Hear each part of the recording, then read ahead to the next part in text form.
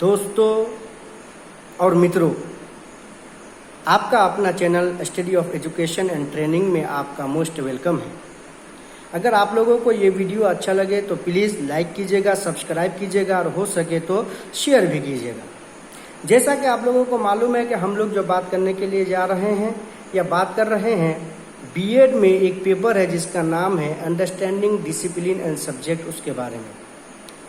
उसके अंतर्गत आज हम लोग जो बात करने की कोशिश करेंगे, टेक्स्ट बुक के बारे में बात करेंगे।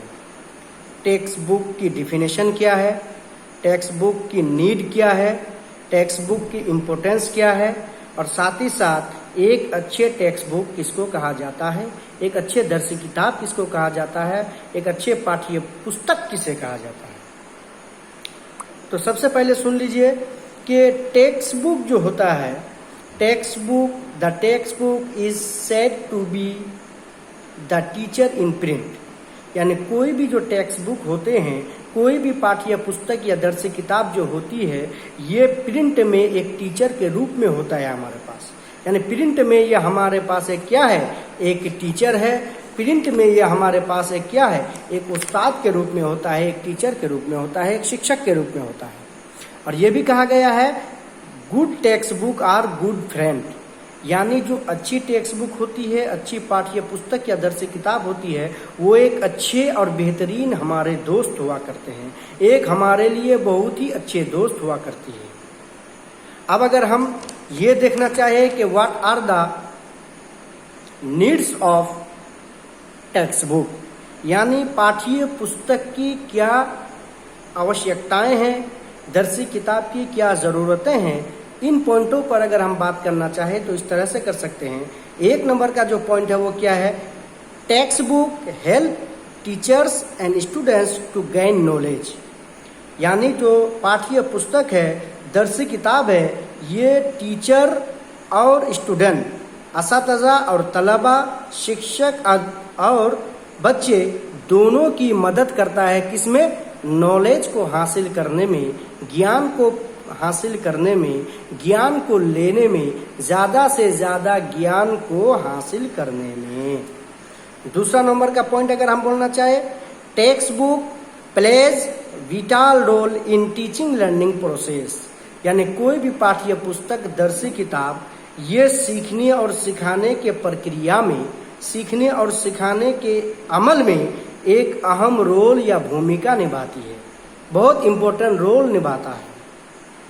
और तीसरा पॉइंट पे अगर हम लोग बात करना चाहे तो क्या हो सकता है, textbook provide the basic framework with in which of the classroom activities. मतलब क्या हुआ कि कोई भी टेक्स्ट बुक, कोई भी पाठ्य पुस्तक या दर्सी किताब टीचर्स को और स्टूडेंट्स को रहनुमाई करता है, मदद करती है, हेल्प करती है। किसमें? कि उनको क्लासरूम में आज क्या पढ़ाना है, आज क्या सिखाना है, अब बच्चे को आज क्लासरूम में क्या सीखना है और कौन सा एक्टिविटी करना है, कौन सा सरगर्मी करना है, इन सारी चीज़ों के बारे में हमें टेक्स्ट बुक या पाठ्य पुस्तक मदद करती है कि हमें क्लासरूम में कौन सा एक्टिविटीज़ आज करना है। 4 नंबर का पॉइंट अगर आपको हम बताना चाहे तो वो इस तरह से हो सकता है, textbook provide possible opportunities to learning to teacher and students. मतलब क्या हुआ, जो पाठ्य पुस्तक है, जो दर्सी किताब है, ये शिक्षक और बच्चे, स्टूडेंट और टीचर्स, असातिज़ा और तलबा दोनों को अवसर और मौके फराहम करता है, दोनों को अपॉर्चुनिटीज देता है सीखने और सिखाने का। मतलब ये है कि टेक्स्ट बुक अगर हमारे सामने हो तो टीचर और स्टूडेंट कोई भी अपने टारगेट, अपना गोल से भटकता नहीं है, दोनों अपने पटरी में रहते हैं और दोनों अपने गोल, अपने टारगेट, अपने नस्बुल आइन को पाने के लिए, अपने लक्ष्य को पाने के लिए दोनों एक ही रूट में मेहनत करते हैं और दोनों ही अपने गोल को पाने के लिए अपने अपने स्तर पर प्रयास करते हैं और कोशिश करते हैं। तो ये हो गया मेरे भाई, ये need of the text book. किसी भी पाठ्यक्रम की आवश्यकता क्यों होती है? इसलिए कि वो एक गाइडलाइन होते हैं, इसलिए कि वो टीचर स्टूडेंट दोनों की मदद करता है सीखने और सिखाने में, और इसलिए कि ये दोनों टीचर और स्टूडेंट दोनों को कोई नई चीज़ सीखने में, ज्ञान को प्राप्त करने में ये क्या करता है? अहम भूमिका और रोल निभाती है। अब अगर हम लोग बात करना चाहें इम्पोर्टेंस या एडवांटेज ऑफ टेक्स्ट बुक,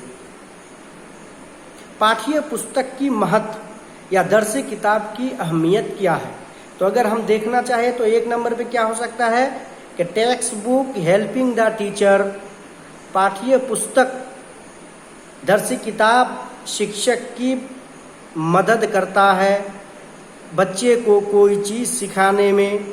और दूसरा नंबर में क्या है? Helping the student, text book किसी भी बच्चे को सीखने में मदद करती है। और तीसरा पॉइंट क्या है?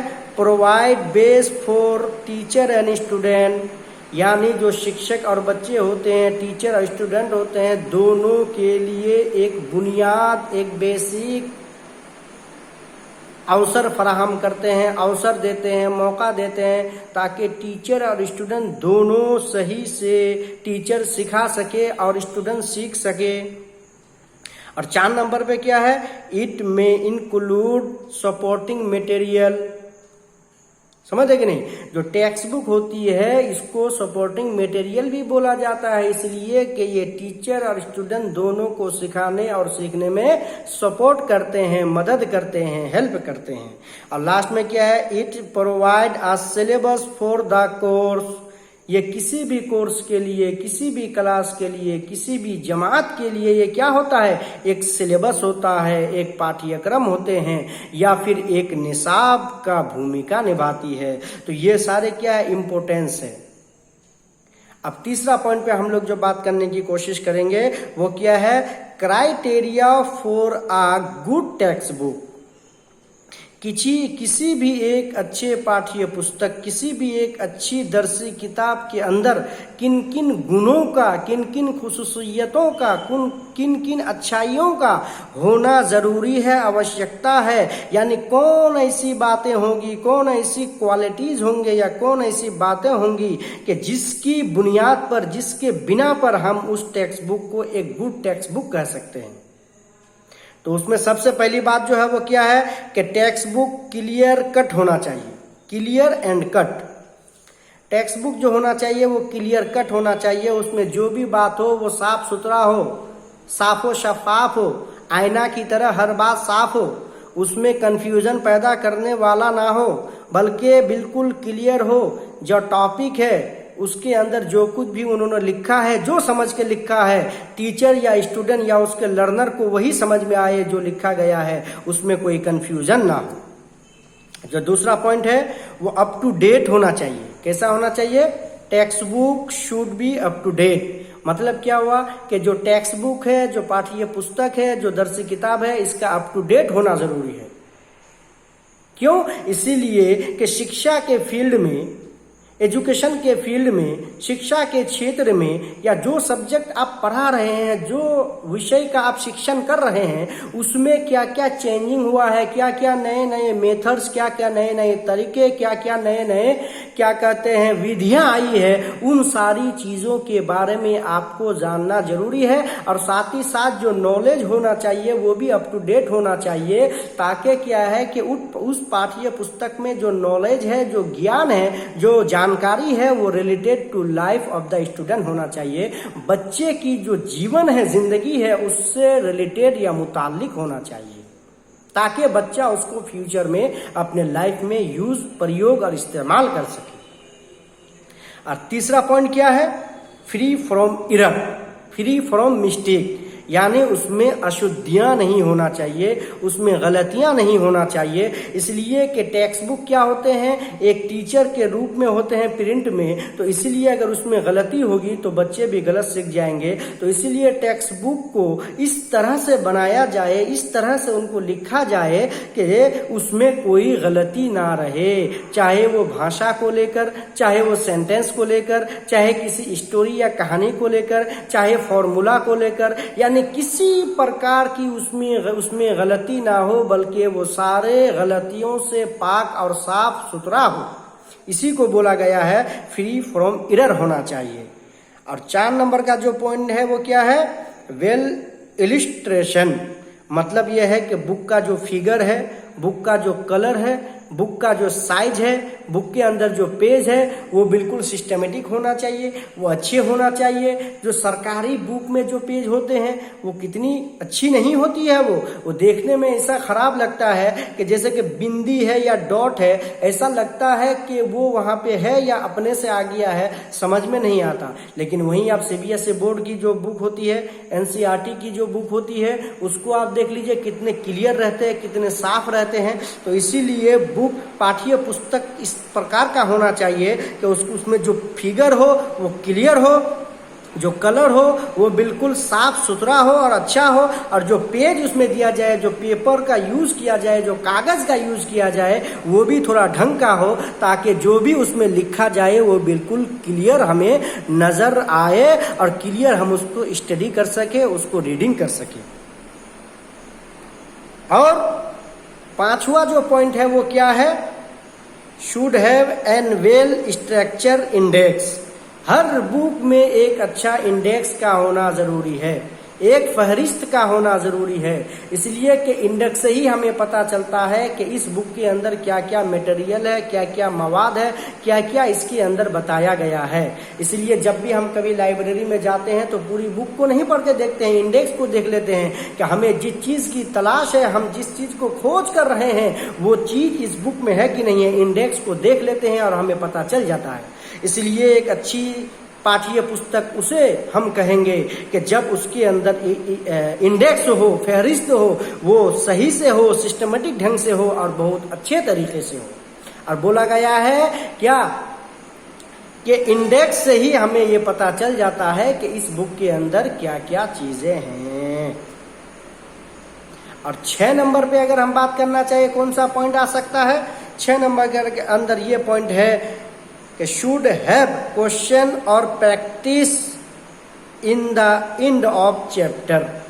यानी जो पाठ्य पुस्तक है उसमें हर चैप्टर के लास्ट में, हर टॉपिक के लास्ट में, हर अनुमान के लास्ट में, हर टॉपिक के लास्ट में, हर चैप्टर के लास्ट में क्या होना चाहिए, क्वेश्चन आंसर होना चाहिए, ताकि बच्चा को समझ में आया कि नहीं आया उस चीज़ को वो चेक कर सके। और साथ ही साथ क्या होना चाहिए, एक्सरसाइज होना चाहिए, अभ्यास होना चाहिए, ताकि बच्चा लर्निंग बाय डूइंग करके सीखे। कुछ एक्सरसाइज मस्ट और कुछ अभ्यास के जरिए से वो सीखे और सीखने की कोशिश करें। और 7 नंबर पे अगर हम लोग बात करना चाहें तो वो क्या है, the language should be as per age of the children. मतलब जो भाषा का प्रयोग किया जाए, भाषा का यूज और इस्तेमाल किया जाए, जबान का इस्तेमाल किया जाए, तो वो बच्चे की जो उम्र है, बच्चे की जो एज है, बच्चे की जो आयु है उसके अनुसार होना चाहिए। जिस एज के बच्चे हैं, छोटे बच्चे हैं तो सिंपल भाषा होना चाहिए, सिंपल जबान का प्रयोग करना चाहिए। अगर बड़े क्लास के बच्चे हैं तो उसी के एज के अनुसार, उसी के नॉलेज के अनुसार हमको भाषा और जबान का प्रयोग और इस्तेमाल करना है, तब जाकर हम बोलेंगे ये एक अच्छी टेक्स्ट बुक है। और उसके बाद अगर हम 8वां पॉइंट की बात करना चाहेंगे, जो सबसे लास्ट में पॉइंट है, वो पॉइंट है क्या है कि text book should B simple, interesting and attractive. यानी जो टेक्स्ट बुक है वो बिल्कुल सिंपल होना चाहिए, सादा होना चाहिए, सिंपल होना चाहिए। हाँ, उसमें ज्यादा फालतू चीजें नहीं डालना चाहिए, और साथ ही साथ इंटरेस्टिंग वाला होना चाहिए, दिलचस्प होना चाहिए। हर कोई पढ़ने में उसमें रुचि ले, हर कोई पढ़ने में उसमें इंटरेस्ट ले, हर किसी को वो पढ़ने में अच्छा लगे, अच्छे से पढ़े, पढ़ने के बाद मजा आए। और फिर क्या होना, अट्रैक्टिव होना चाहिए, दिलकश और दिलनशी होना चाहिए। यानी कोई भी उस टेक्स्ट बुक को देखे तो देखने के बाद उसको ऐसा लगे कि वाकई में ये जो टेक्स्ट बुक है, इसका जो फिगर है, इसका जो साइज है, इनका जो कलर है, इसके अंदर जो मटेरियल है, इनका जो कंटेंट है, वो बिल्कुल इस प्रकार से है कि बहुत अच्छा है और ये एक यूनिक बुक है, बहुत अच्छी किताब है, बहुत अच्छी पाठ्य पुस्तक है, बहुत अच्छी दर्शी किताब है। और हर कोई उस बुक को पढ़ने के लिए, उस पाठ्य पुस्तक को पढ़ने के लिए बेचैन और बेकरार हो जाए। उसको पढ़ने के लिए हमारे दिल के अंदर तड़प पैदा हो, तजस्सुस पैदा हो और उसको रीडिंग करने के लिए, उसके अंदर जो मटेरियल लिखा है उसको जानने के लिए हमारे अंदर रुचि और इंटरेस्ट पैदा हो। तो अगर ये सारी बातें किसी भी टेक्स्ट बुक पाठ्य पुस्तक के अंदर हो, तभी हम उस पाठ्य पुस्तक को, दर्स किताब को एक अच्छी पाठ्य पुस्तक या दर्स किताब कह सकते हैं। तो दोस्तों, आज हमारी बात हो गई। अगर आपको हमारा ये लेक्चर अच्छा लगा तो प्लीज़ आप लोग हमारे लेक्चर को लाइक कीजिएगा, सब्सक्राइब कीजिएगा और हो सके तो अपने साथियों में, दोस्तों में शेयर भी कीजिएगा। थैंक यू दोस्तों, बहुत बहुत शुक्रिया आप लोगों का कि आप लोगों ने हमें सुना, आप लोगों ने हमें सुनने की सुनने के लिए टाइम निकाला। Thank you very much.